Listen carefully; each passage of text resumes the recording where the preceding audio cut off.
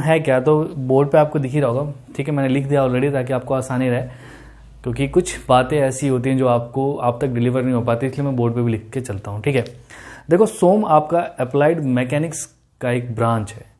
सोम आपका applied mechanics का एक ब्रांच है जिसमें हम क्या डिस्कस करते हैं, जिसमें हम ये डिस्कस करते हैं अगर मैंने किसी भी सॉलिड बॉडी के ऊपर, मान लो एक सॉलिड बॉडी है, इसके ऊपर अगर मैंने एक लोड लगाया तो इसका बिहेवियर कैसा होगा, ठीक है। ये जो बॉडी है ये डिफॉर्म करेगी, ऐसे डिफॉर्म करेगी, या फिर अगर नीचे से लोड लगा रहा हूँ तो ऊपर की तरफ डिफॉर्म करेगी, तो उस बॉडी का बिहेवियर कैसा है, या फिर टूट जाएगी, ठीक है।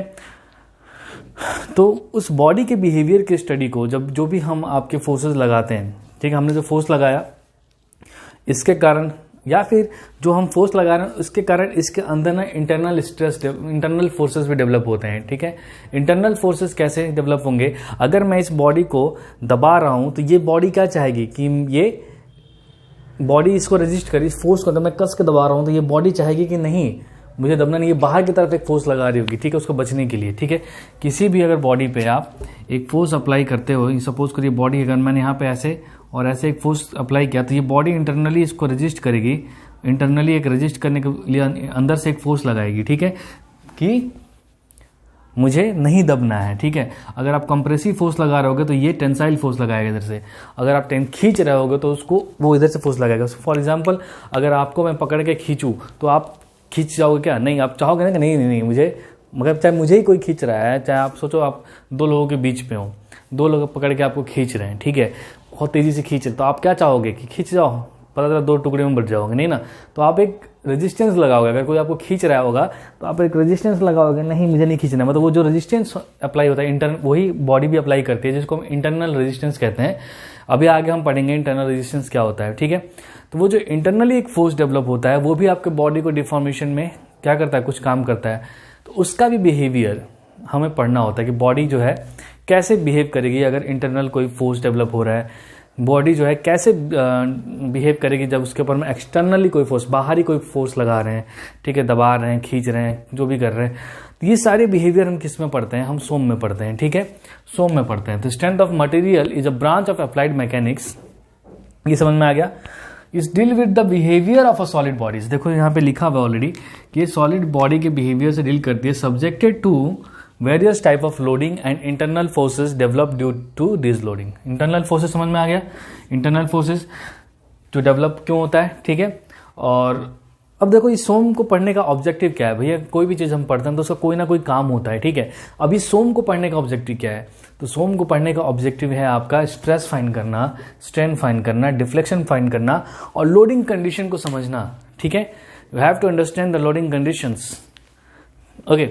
सो बेसिकली ये ऑब्जेक्टिव था, एक इंट्रो, छोटा सा इंट्रो दिया मैंने सोम के बारे में कि हम सोम में पढ़ने वाले क्या है, ठीक है। नेक्स्ट हेडिंग डालिए स्ट्रेस, नेक्स्ट हेडिंग डालिए स्ट्रेस, नॉर्मल स्ट्रेस डालिएगा, normal stress, normal stress, normal stress, normal stress. So normal stress क्या होता है, देखिए स्ट्रेस अभी जस्ट मैंने बताया कि एक बॉडी है, सपोज करिए बॉडी है, इसके ऊपर मैं फोर्स लगा रहा हूं, मैं इसको क्या कर रहा हूं, खींच रहा हूं।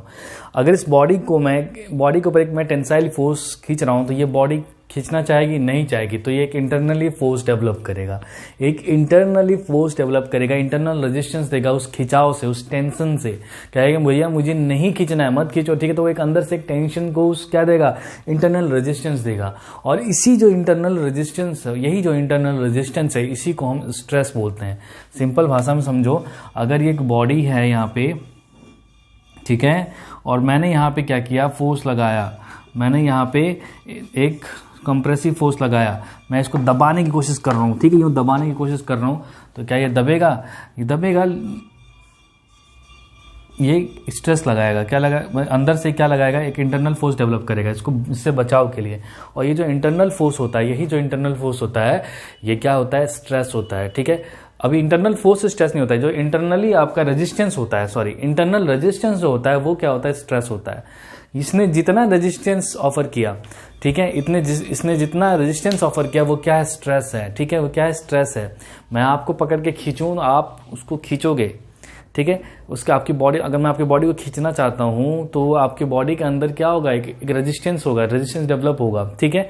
तो रेजिस्टेंस डेवलप हो रहा है, इसका मतलब वो बेसिकली क्या हो रही है, बॉडी, आपकी बॉडी स्ट्रेस डेवलप हो रहा है, ठीक है ना, स्ट्रेस लगा रही है। तो स्ट्रेस हमेशा इंटरनली लगता है, ठीक है। बस मैंने फोर्स लगाया यहाँ पे बाहर से, ठीक है। तो अंदर क्या हुआ, आपका अंदर डेवलप हुआ आपका रेजिस्टेंस, ठीक है। रेजिस्टेंस ऑफर करेगा कि नहीं करेगा? अगर रेजिस्टेंस ऑफर नहीं करता ये तो क्या होता है, ये बॉडी की पूरी दब जाती, दब के यहाँ आ जाती है ना भैया, दब के यहाँ आ जाती, समझ में आ रहा है। जैसे अगर वाटर है, वाटर को अब दबाओ तो दब जाता है कि नहीं दब जाता है, या फिर गैसेस दबाओ दब जाता है कि नहीं, सारी हवा को दबा रहा दब जा रहा है कि नहीं दब जा रहा है। अब यहीं पे कोई एक मटेरियल में लेकर उसको दबाऊं तो वो अंदर से रेजिस्टेंस, ये इसको मैं दबा रहा हूँ, दब रहा है नहीं दब रहा है ना, इसको मैं इतना तेज दबा रहा हूँ, देखो मैगर को इतना तेज दबा रहा हूँ, नहीं दब रहा है, इसका मतलब ये कंप्रेसिव, मतलब बेसिकली मैं कंप्रेशन लगा रहा हूँ, तो एक स्ट्रेस डेवलप हो रहा होगा इसके अंदर। ये क्या कर रहा होगा, रेजिस्टेंस दे रहा है। रेजिस्टेंस क्या होता है, बेसिकली रुकावट दे रहा होगा इस कंप्रेसिव, ठीक है ना, जो मैं दबा रहा हूं, दबाने को क्या कर रहा होगा, ये रोक रहा होगा, नहीं मुझे नहीं दबना है, तुम मुझे क्यों दबाए जा रहे हो। तो सिंपल यही बात है, अगर मैं इस पे स्ट्रेस लगा रहा हूं तो ये इंटरनली क्या कर रहा होगा, एक मतलब फोर्स लगा रहा हूं ये, तो इंटरनली इसमें क्या डेवलप हो रहा होगा, एक इंटरनल रेजिस्टेंस डेवलप हो रहा होगा, और उसी इंटरनल रेजिस्टेंस को हम क्या कहते हैं, स्ट्रेस कहते हैं। फोर्स लिखा हुआ है, द इंटरनल डेफिनेशन लिखा हुआ है, the internal resistance offered by a body, ठीक है, उसको हम क्या बोलते हैं, स्ट्रेस बोलते हैं। अब ये स्ट्रेस होता क्या है, तो स्ट्रेस होता है आपका सिग्मा से हम स्ट्रेस को डिनोट करते हैं, और ये होता क्या है आपका, ये होता है आपका फोर्स पर यूनिट एरिया, यानी P/A, force per unit area, ठीक है। Stress equal to force per unit area, मतलब किसी पर एक यूनिट एरिया पे, क्रॉस सेक्शन एरिया पे, मैंने हम सपोज यहाँ फोर्स लगाया, एक यूनिट एरिया पे कितना फोर्स मैं लगा रहा हूं, ठीक है, वो हमारा क्या हो जाता है, स्ट्रेस हो जाता है, ठीक है। लेकिन याद रखना ये इंटरनली डेवलप की बात हो रही है। कहोगे कि सर प्रेशर का भी हमने नहीं पढ़ा था, ठीक है, प्रेशर का भी हमने पढ़ा था कि सर प्रेशर जो होता है हमारा, सपोज करो प्रेशर जो होता है ये भी तो आपका फोर्स पर यूनिट एरिया ही होता है ना, फोर्स बाय ए, और दोनों का यूनिट जो होता है सेम ही होता है, प्रेशर का भी और स्ट्रेस का भी। इसका भी मान लो न्यूटन पर mm स्क्वायर है, तो इसका भी न्यूटन पर mm स्क्वायर ही होगा। सर दोनों में डिफरेंस क्या है, प्रेशर में और स्ट्रेस में डिफरेंस क्या है? तो भाई साहब प्रेशर जो होता है आपका, वो एक्सटर्नली हम कितना दबाव डाल रहे हैं उस पर बाहरी से। अभी मैंने एक्सटर्नली इसको दबाया तो मैं कितना प्रेशर मैं लगा रहा हूँ ना इसके ऊपर, बॉडी अंदर से जो डेवलप करती है उस प्रेशर के खिलाफ, वो क्या होगा, बेसिकली वो स्ट्रेस होगा। लेकिन मैं जो फोर्स लगा रहा हूँ, मैं जो दबाव कर रहा हूँ, यहाँ पे इस पे दबाव दे रहा हूँ, वो क्या है, वो आपका प्रेशर है। तो प्रेशर भी आपका सेम होता है, फोर्स पर यूनिट एरिया, और आपका स्ट्रेस भी सेम होता है, फोर्स पर यूनिट एरिया, लेकिन दोनों में डिफरेंस बस इतना होता है, ये एक्सटर्नली होता है, प्रेशर एक्सटर्नल होता है, एंड इसकी बात करते ये इंटरनली डेवलप होता है, रेजिस्टेंस है, इंटरनल रेजिस्टेंस होता है ये। तो स्ट्रेस क्या है, बस एक आपको इतनी बात याद रखनी है, इंटरनल रेजिस्टेंस क्या है, ये इंटरनल रेजिस्टेंस होता है, ठीक है। और प्रेशर में डिफरेंस अगर आता है तो आप लिख लोगे कि प्रेशर और स्ट्रेस में डिफरेंस क्या है, ठीक है। तो नॉर्मल स्ट्रेस की बात कर रहे थे, तो सिंपल सी बात मैंने इतनी बोली कि it is the internal resistance offered by your body against external loading, ठीक है, और डिफॉर्मेशन, ठीक है, जो कि किससे बराबर होता है, फोर्स पर यूनिट एरिया के बराबर होता है। आई होप कि यहां तक ये पॉइंट समझ में आ गया होगा, ठीक है। तो आगे बढ़ते हैं, इसी में ये फॉर्मूला लिख लिया होगा आपने, force equal stress equal to P/A, ठीक है, ये नोट कर लेना, ठीक है। नेक्स्ट क्या है आपका, कि जो स्ट्रेस है किसी भी बॉडी पे डिपेंड किस पे करता है, ठीक है। तो मैंने अभी बताया स्ट्रेस किस पे डिपेंड करेगा, स्ट्रेस डिपेंड्स ऑन, तो आपको मैंने बताया सिग्मा इक्वल टू होता है P/A। तो किस पे डिपेंड कर रहा है, क्या क्रॉस सेक्शन एरिया, पहला तो क्रॉस सेक्शन एरिया पे डिपेंड करेगा, है ना, क्रॉस सेक्शन एरिया ऑफ जो भी मटेरियल है, क्रॉस सेक्शन एरिया ऑफ जो भी मटेरियल है आपका उसके ऊपर डिपेंड करेगा। और मटेरियल आपका कुछ भी हो सकता है, क्रॉस सेक्शन ये है आपका, ठीक है, इसको बोलते हैं क्रॉस सेक्शन। मटेरियल मान लो आगे तक है, ये पूरा मटेरियल इतना ऐसा, ये जो होता है इसको हम बोलते हैं क्रॉस सेक्शन, ठीक है। तो इसका एरिया कितना है, ये एरिया कितना है, यही आपका क्रॉस सेक्शन एरिया, तो इस पे भी स्ट्रेस डिपेंड करता है, ठीक है। तो स्ट्रेस आपका पहला किस पे डिपेंड करता है, cross section area of material पे, cross section area of material पे। दूसरा लिखो पॉइंट ऑफ एप्लीकेशन, किस पॉइंट पे हम अप्लाई कर रहे हैं, point of application, point of application, point of application, ठीक है, किस पॉइंट पे हम फोर्स को अप्लाई कर रहे हैं उस पर भी डिपेंड करेगा स्ट्रेस, ठीक है, किस पॉइंट पे हम लोड को अप्लाई कर रहे हैं उस पर भी डिपेंड करेगा, ठीक है, ठीक है। और नेचर क्या है फोर्स का, तीसरा पॉइंट नेचर, ये इंपॉर्टेंट है, nature of the forces, nature of force या फिर नेचर ऑफ लोड, ठीक है, कैसा है। नेचर मतलब कंप्रेसिव है या पॉजिटिव, कंप्रेसिव है या टेंसाइल है, ठीक है। तो अब देखते हैं कि ये नेचर क्या है। क्रॉस सेक्शन एरिया तो समझ में आ गया कि एरिया पे डिपेंड करता है, पॉइंट ऑफ एप्लीकेशन पे, हाँ ऑब्वियस सी बात है, लोड पे भी डिपेंड करेगा ही करेगा। अब नेचर ऑफ फोर्स पे कैसे डिपेंड करती है, देखो देखो स्ट्रेस आपका या तो टेंसाइल हो सकता है, मतलब खींचने वाला हो सकता है, या फिर कंप्रेसिव हो सकता है, दबाव वाला, ठीक है। स्ट्रेस आपका टेंसाइल हो सकता है, स्ट्रेस आपका टेंसाइल हो सकता है, या फिर आपका क्या हो सकता है, कंप्रेसिव हो सकता है, ये दो होंगे। तो यहां पे आपको एक साइन कन्वेंशन लेके चलना है, ठीक है। साइन कन्वेंशन क्या है आपका, साइन कन्वेंशन यहां लिख लेंगे कि जब भी टेंसाइल स्ट्रेस की बात होगी तो वो हम पॉजिटिव लेंगे और कंप्रेसिव की बात होगी तो नेगेटिव। ये साइन कन्वेंशन में लेके चल रहा हूं, ठीक है। टेंसाइल को मैं पॉजिटिव मानूंगा और कंप्रेसिव को मैं क्या मानने वाला हूं, नेगेटिव मानूंगा, ठीक है। ये यार नोट कर लीजिए, ये भी नोट कर लीजिएगा। सिग्मा इक्वल टू होता है पी बाई ए, ठीक है। इसकी यूनिट क्या हो गई, न्यूटन पर mm स्क्वायर या फिर MPa, मेगा पास्कल के रूप में भी लिखते हैं। ये एक अलग नोट कर लीजिएगा, ठीक है। इसको अलग नोट कर लीजिए, इसको अलग नोट कर लीजिए, तीनों पॉइंट है, जल्दी नोट करिए इसको, ठीक है। ये याद रखिएगा कि प्रेशर की भी सेम यूनिट होती है, लेकिन डिफरेंस क्या होता है कि प्रेशर जो होता है आपका एक्सटर्नल नॉर्मल फोर्स होता है, ठीक है, किसी सरफेस के ऊपर, और आपका ये क्या स्ट्रेस क्या होता है बेसिकली इंटरनल रेजिस्टेंस होता है, ठीक है, जो कि एक बॉडी ऑफर करती है, ठीक है, जो एक बॉडी लगाती है। आई होप कि आपको यहाँ पे समझ में आ गया होगा, ठीक है, ठीक। तो ये समझ में आया कि भैया अगर नेचर ऑफ फोर्स की बात करें तो टेंसाइल होगा या फिर कंप्रेसिव होगा। अब बात करते हैं cross section area of material पे कैसे डिपेंड करता है, ठीक है। तो देखो on the base of the cross section area of the material, cross section of the material basic stress को हम दो पार्ट में डिवाइड करते हैं। पहला होता है ट्रू स्ट्रेस और दूसरा होता है आपका इंजीनियरिंग स्ट्रेस। क्या होता है, पहला होता है ट्रू स्ट्रेस और इंजीनियरिंग स्ट्रेस। ट्रू स्ट्रेस जो होता है आपका वो एक्चुअल स्ट्रेस होता है, और इंजीनियरिंग स्ट्रेस जो होता है आपका वो आपका नॉर्मल स्ट्रेस होता है, ठीक है। तो हम दो पार्ट में डिवाइड करते हैं स्ट्रेस को। पहला होता है आपका ट्रू स्ट्रेस और दूसरा होता है आपका इंजीनियरिंग स्ट्रेस। ट्रू स्ट्रेस जो होता है आपका एक्चुअल स्ट्रेस होता है, और इंजीनियरिंग स्ट्रेस जो होता है वो आपका नॉर्मल स्ट्रेस होता है, ठीक है।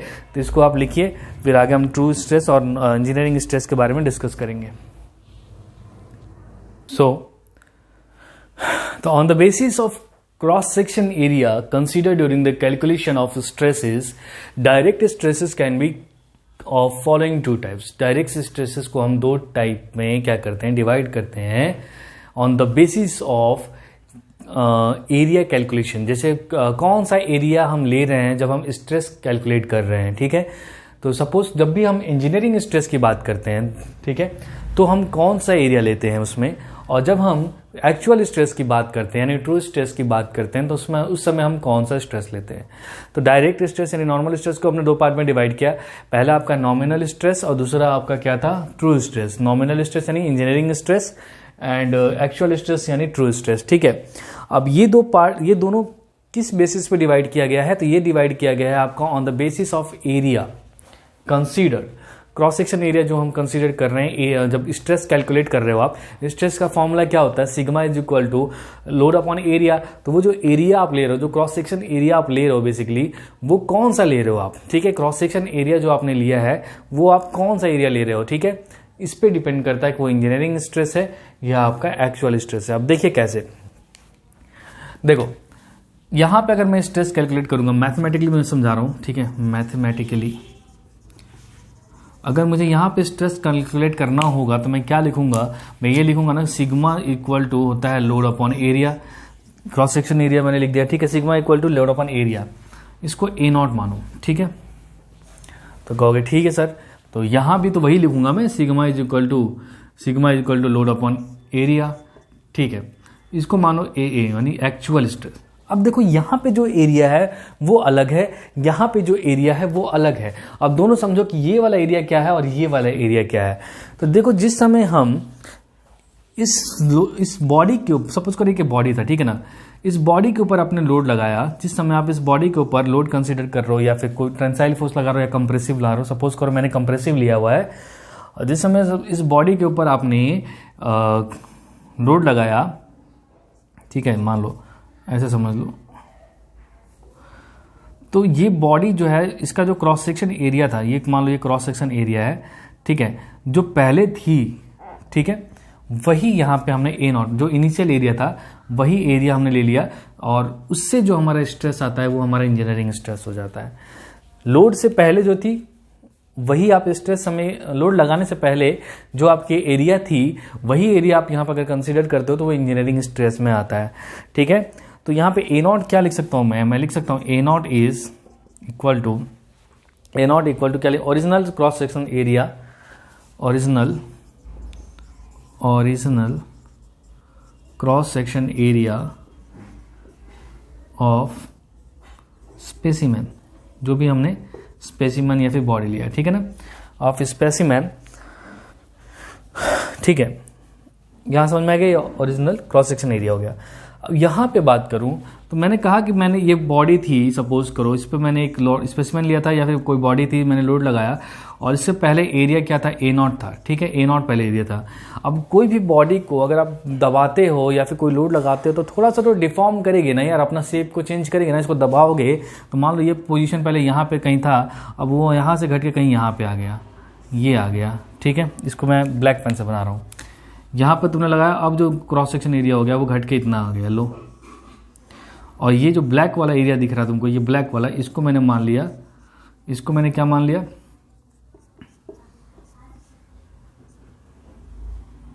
डेल्टा ए, मतलब चेंज इन एरिया। अब ये नेगेटिव भी हो सकता है, पॉजिटिव भी हो सकता है, जैसे सॉरी डेल्टा ए नहीं, डेल्टा ए तो ये होगा ना, डेल्टा ए इतना चेंज इन एरिया। अब इसी को हम पॉजिटिव वे में देखूं तो अगर मैंने यहाँ पे कंप्रेसिव मतलब टेंसाइल फोर्स लगाया हुआ है, पॉजिटिव फोर्स लगाया हुआ है, तो मान लो सपोज करो पहले इसका एरिया ये था, ठीक है, ऐसे समझो, सपोज करो पहले एक स्पेसिमेन था, इस पर मैंने एक टेंसाइल फोर्स लगाई, ये खींच के इसको यहाँ से यहाँ तक लेके आ गया। ठीक है, पहले ये था यानी ए नॉट था पहले, ठीक है, ये पूरा का पूरा एरिया ए नॉट था।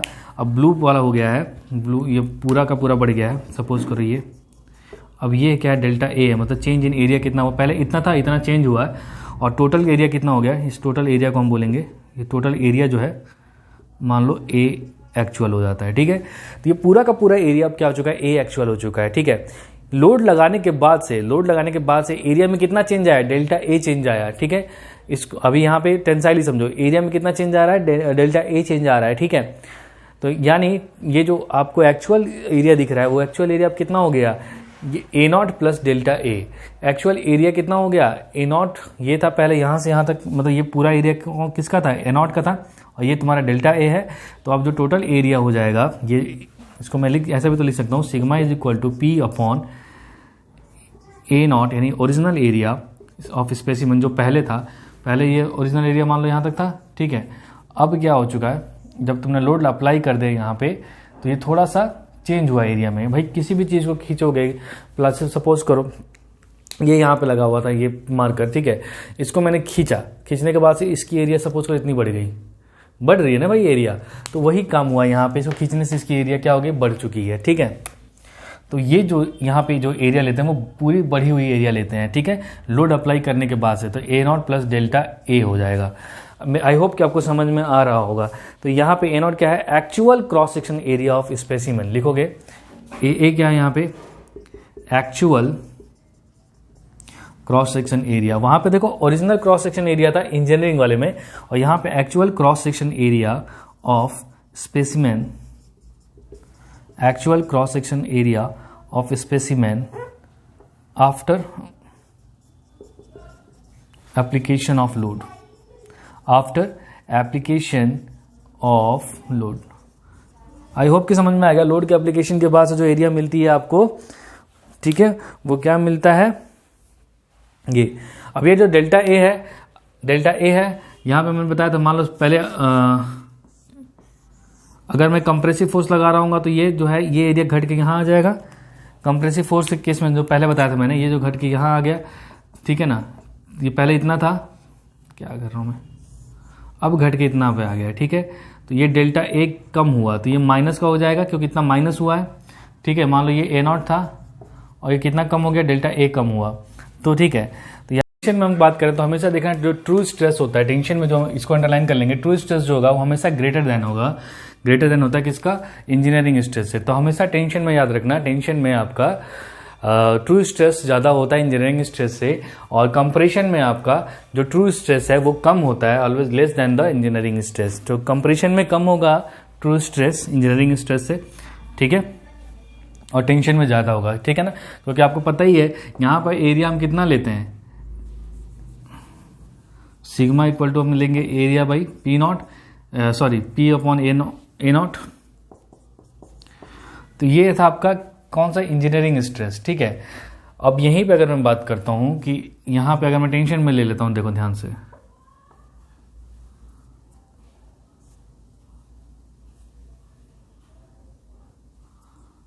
ये मान लो आपका कौन सा स्ट्रेस, सिग्मा हो गया, ठीक है।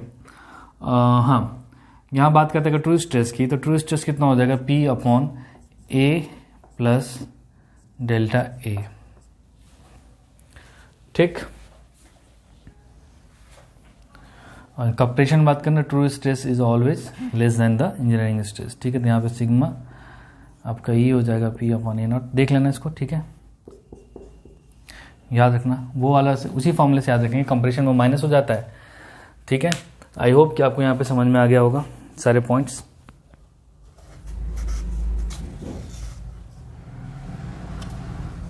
ठीक है। जो होता है बेसिकली जो भी आपने ट्रू स्ट्रेस, हाँ मैंने आपको बताया था कि ट्रू स्ट्रेस इक्वल टू कितना होता है, ट्रू स्ट्रेस हो गया आपका मान लो सिग्मा टी, ये होता है पी बाई ए, ठीक है ना, और ए की वैल्यू कितनी हो जाती है, एक्चुअल एरिया की वैल्यू हो जाएगी आपकी ए naught plus minus delta A हो जाती है, ठीक है। प्लस होता है तुम्हारा किसके लिए, प्लस होता है कंप्रेशन के लिए, ये याद रखना, प्लस होता है कंप्रेशन के लिए, और माइनस होता है आपका टेंशन के लिए। माइनस हम हमेशा टेंशन इसमें लेंगे, ठीक है ना, इसकी ध्यान रखना, ट्रू स्ट्रेस की बात करें तो प्लस हमेशा कंप्रेशन में लेंगे और माइनस लेंगे टेंशन में, बस यहाँ पे थोड़ा सा ऑपोजिट होता है। इस वजह से ये जो नोट में मैंने पॉइंट लिखवाया आपके कि in tension true or actual stress is always greater than the engineering stress, and in compression the true stress or actual stress is always less than the engineering or nominal stress, ठीक है।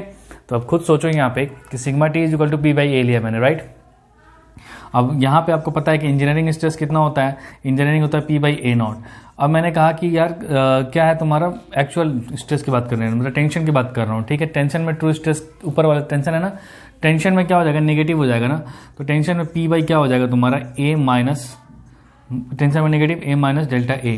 तो यहाँ पे देखो area कम हो रहा है, area देखो कम हो रहा है, इसमें से माइनस कर रहा हूँ, इसका मतलब ये बढ़ रहा होगा, ठीक है, ये बढ़ रहा होगा। और यहाँ पे तो ए नॉट पहले ही है, यहाँ पे ए नॉट में से आप माइनस करोगे, टेंशन की बात कर रहा हूँ, टेंशन में मैंने यहाँ पे माइनस लिया है, ठीक है ना। तो ए नॉट में आप क्या कर रहे हो, कमी ला रहे हो, तो ए नॉट में कम हो रहा है, तो यहाँ पे एरिया जो था इससे ये कम एरिया का है। अब एरिया कम तो स्ट्रेस ज़्यादा, एरिया कम होता है तो स्ट्रेस ज़्यादा होता है कि नहीं होता है, होता है। ये कैसे होता है मैं नेक्स्ट लेक्चर में समझाऊंगा जब और पढ़ाऊंगा स्ट्रेस से। तो इसका मतलब यहाँ पे जो है आपका इंजीनियरिंग स्ट्रेस कम हो जाएगा किससे, ट्रू स्ट्रेस से, ठीक है। अब इस केस की बात करूं मैं, इसको याद रखना, इस केस की बात करूं तो यहाँ पे इंजीनियरिंग स्ट्रेस कितना होता है भाई, पी बाई ए नॉट, और यहाँ पे ट्रू स्ट्रेस कितना हो जाएगा, P upon A naught plus, अब हो जाएगा क्योंकि कंप्रेशन की बात कर रहे हैं, कंप्रेशन में हमने पॉजिटिव लिया है, तो A naught plus delta A, area बढ़ गया यानी स्ट्रेस कम हो गया यहाँ पे, यानी इसका मतलब ये हुआ कि यहाँ पे ट्रू स्ट्रेस जो है लेस देन हो जाएगा तुम्हारा किससे, इंजीनियरिंग स्ट्रेस से। तो आई होप कि ये पॉइंट आपको सारे समझ में आएंगे। तो आज के लिए बस इतना ही रहने देते हैं, नेक्स्ट लेक्चर में हम पढ़ने वाले हैं स्ट्रेन के बारे में। So thank you and have a nice day.